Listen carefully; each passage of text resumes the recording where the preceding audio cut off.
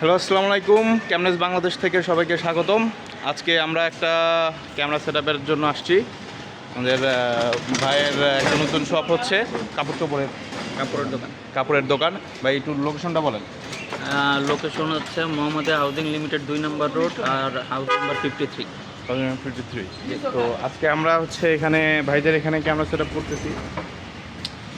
তো আমরা 4 ক্যামেরার হিগভিশনের একটা সেটআপ আমরা করতেছি আজকে।